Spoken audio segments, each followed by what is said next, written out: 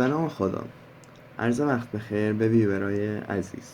جواد گودرزی هستم و در این ویدیو اومدم قسمت آخر ساختن پروژه کویز اپ رو به شما آموزش بدم، یعنی کدا رو براتون توضیح بدم که چیکار میکنه، چون من از قبل آماده کردم.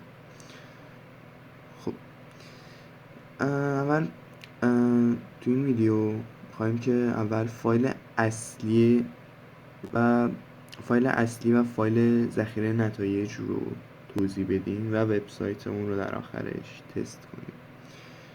در محل پروژمون فایل PHP با نام index.php ایجاد کنید و واردش بشید که صفحه اصلی مون هست. این فایل کل کدایی که توش نوشته شده، این فایل یک پروژه ساده با زبان PHP که برای ساخت مدیریت آزمون هستش که شامل فرم‌های ورودی، مدیریت سوال و پاسخگویی به سوالات برای کاربران عادی و ادمین می باشد. در اول که ما اینجا هستیم دو تا کد اینکلود داریم که یکی db.php و یکی session.php. db.php برای تنظیمات و کدهای اتصال به دیتابیس و فایل session.php برای مدیریت نشست کاربر برای بررسی سطح دسترسی کاربران و وضعیت ورود هستش. در اینجا ما دستور php f session user admin رو داریم در اینجا.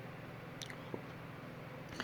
این دستور برای بررسی نقش کاربر است، یعنی اگر کاربر با شناسه ادمین نباشد فرم آزمون نمایش داده بشه و اگر ادمین باشد فرم افزودن سوالات به بانک سوالات نمایش داده بشه.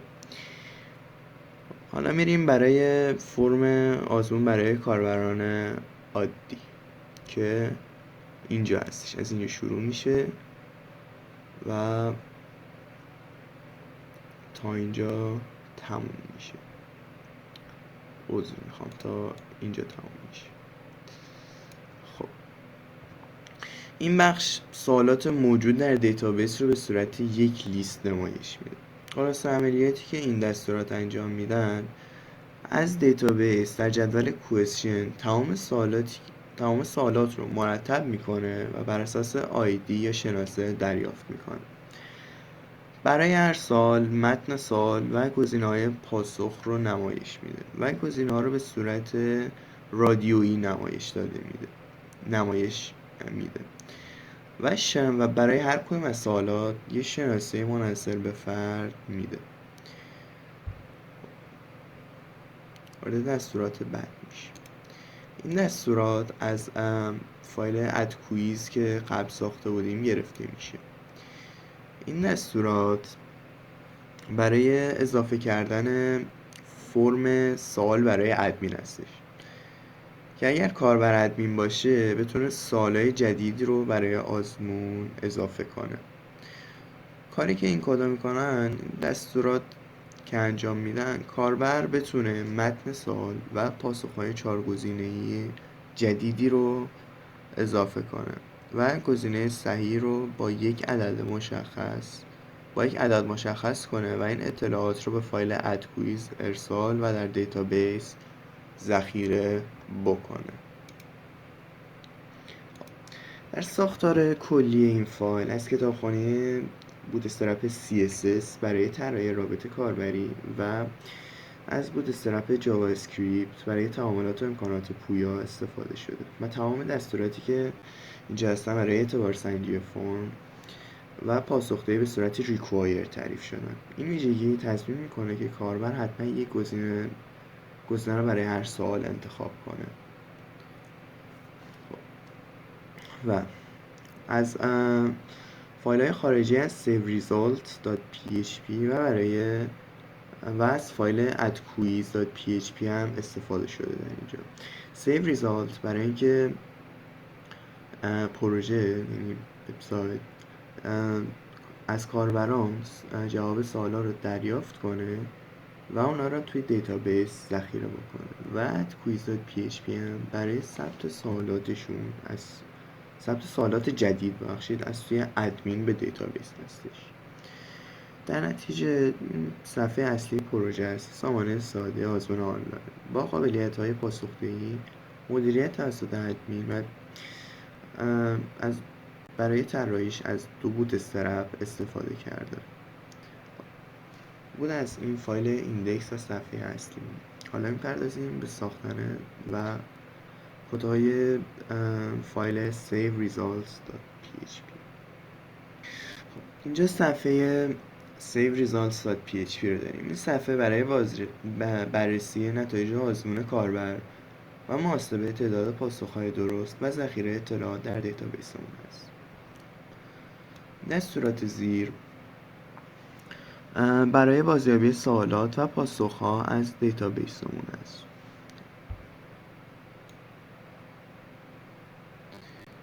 و این کدهایی که انتخاب کردم اینجا، اینا تمام سوالاتمون رو از جدول کوئسشن در دیتابیس میخونه و بر اساس شناسه همون آیدی مرتب سازی میکنه و تعداد کل سوالات محاسبه شده رو در متغیر کاونت ذخیره میکنه. و در مراحل بعدی بررسی پاسخ‌ها محاسبه تعداد پاسخ‌های درست است، پاسخ‌های صحیح. اینجا یک آرایه به نام ARR answer برای ذخیره گزینه‌های صحیح ایجاد میشه.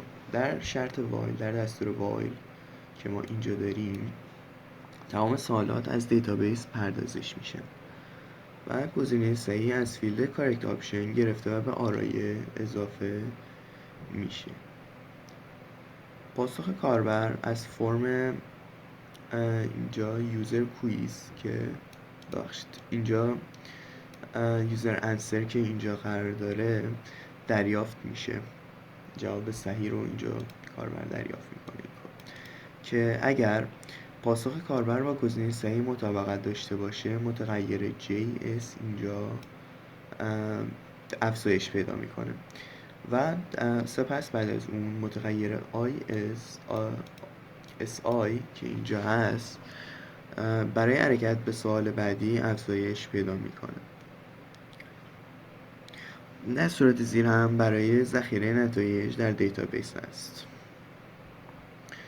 این پایین و در بدنه پروژه این فایل اینجا این کدها